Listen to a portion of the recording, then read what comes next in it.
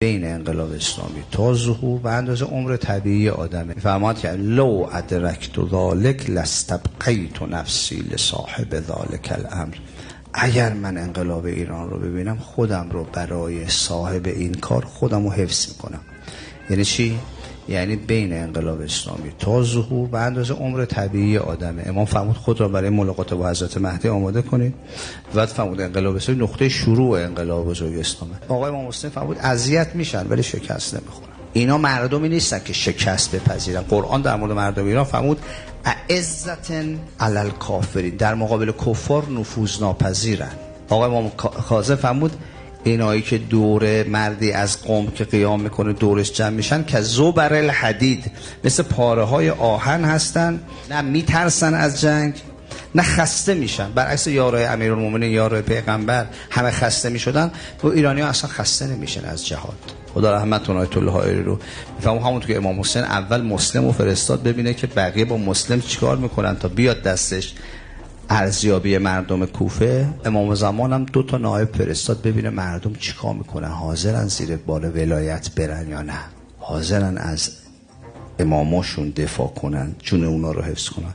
مردم ایران اولین بار گفتن ما میتونیم، ما دیگه مثل بقیه نیستیم. این ما مثل بقیه نیستیم آیه قرآنه ها. بخواید لوس بشید و لوس بازی در دینتون برگردید، در آینده خدا یه قومی رو میاره به جای شما، قومی رو میاره که دیگه مثل شما نیستن. خیلی هم بهشون برخورد بکنه یا رسول الله اینا کی هم میخوان جای ما بیان؟ فرمود سلمان و قومش هستن میان، اونا مثل شماها بی وفا نیستن.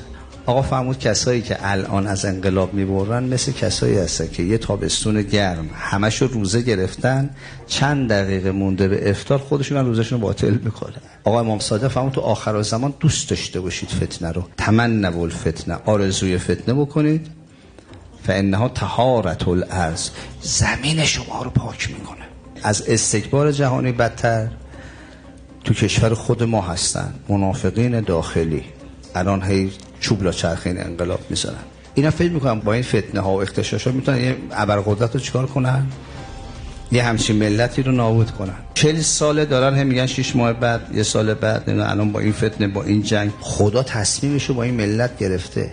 شکست تو کار این ملت نیست. امام زمان پشت این ملت وایساده. شماها رو انتخاب کرده خدا برای اینکه با شماها کار آزادسازی زمین و وراثت رو انجام بده. پس رسالت ما این است در صحنه باشیم، قوی باشیم، پشت کشورمون، پشت انقلابمون، پشت نظاممون باشیم، این شهدا رو الگوی خودمون قرار بدیم.